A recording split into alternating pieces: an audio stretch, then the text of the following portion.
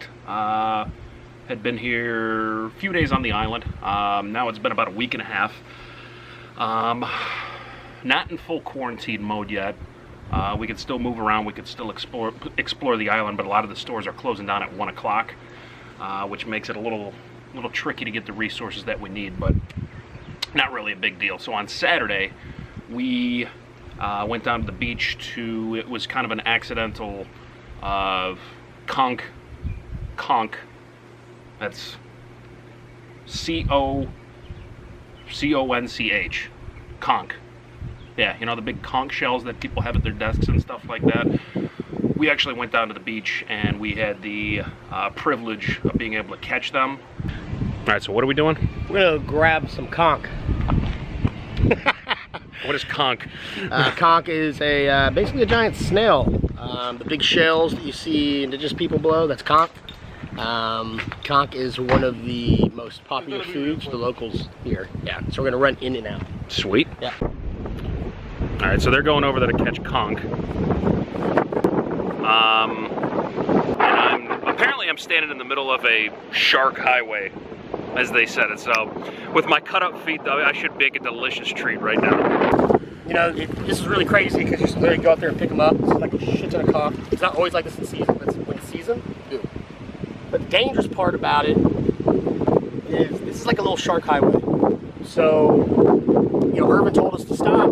We're going to stop now. But literally when we crossed, it was just low enough that the sharks were about to come. And so we crossed, get to them. But the tide started rising. It was literally in the course of a few minutes. But that's when it starts getting dangerous because the shark went away. Tell them about them piling up the shells. Well, if you see one is shallow, you see a pile of big pile stacked where they, like in a cone chip, and you know not to go in that area because the sharks are over there. That's where they pile them up, so the other pounds are really attracted to it, so all of them go there, so don't go over there. Patrol. So like this is where the locals come and do it, and you can't really tell them not to. And quite frankly, I wouldn't do, you know, it's not right for people to come in the island and do it, but that's what the locals do. All right. Once you get the right size. Once you get the right size. Oh yeah, the size too. And also being very cognizant of not like taking too much. Too much. Yeah. Take what your family can eat. Take what your family can eat. We're gonna use this to experiment with the recipes for the bar, and we're gonna eat it, and we're gonna learn about it.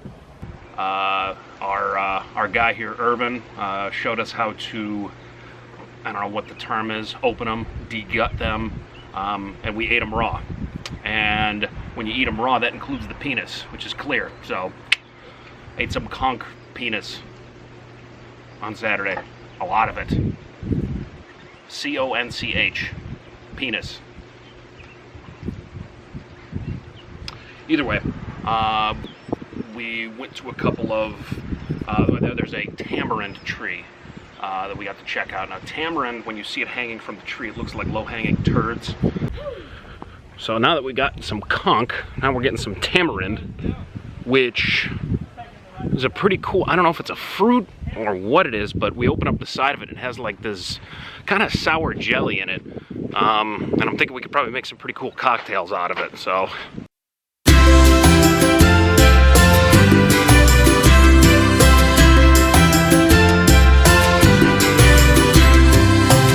Delicious. What's it called again? Tamarind!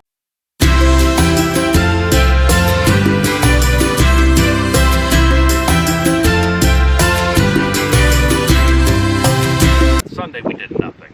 We laid around, we watched movies, just kind of a recharging day, which I think is kind of going to be the theme around here. And then yesterday we had like our first sort of, I don't know if you want to call it a formal administrative meeting, but we all kind of got together, we had our laptops out, and we kind of got some scheduling going with what we're going to do with the bar and what everybody has to accomplish, you know, in the grand scheme of things. So yeah, it was kind of cool because now, like I said before, I get to be a part of this from the very bottom end as far as the creativity and seeing how everything works. And then, you know, we didn't really do anything. You know, during the day we just kind of talked about that, went back and forth with that, and then as we usually do towards the end of the night, we ended up watching movies and things like that. So, you know, just trying to do as much as we can to keep ourselves busy during this time. We actually just made a grocery store run. I've been getting a lot of questions from people asking about the grocery stores and what the situation is. You wouldn't really know what was going on, other than the cashiers. Every time somebody goes through, what they do is they put the grocery cart right in between, so you can't stand within 6 feet of them, and then every time the person is done paying, they wipe down the register area. So kind of weird. A lot of people starting to wear masks again, which I hadn't seen in a few weeks after being in Vegas. But, you know, it seems like everything's still there. I don't know how expensive stuff is supposed to be or not supposed to be, but it seems like it's normal priced for an island. But other than that, we've been able to get everything that we possibly need. I think what else we did that day. Oh yeah, after we beat all that stuff up, came back, Russell cooked us dinner, which, in case you didn't know, is not only a world-class bartender, but a fantastic cook too, even when we ran out of gas on the stove. Yeah, no, so we just, you know, making the best of our time that we have here.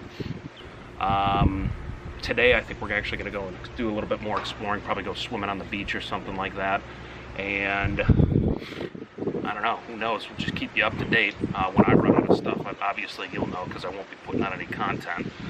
But in the meantime, I guess I'll just keep on showing you beautiful shots of St. John.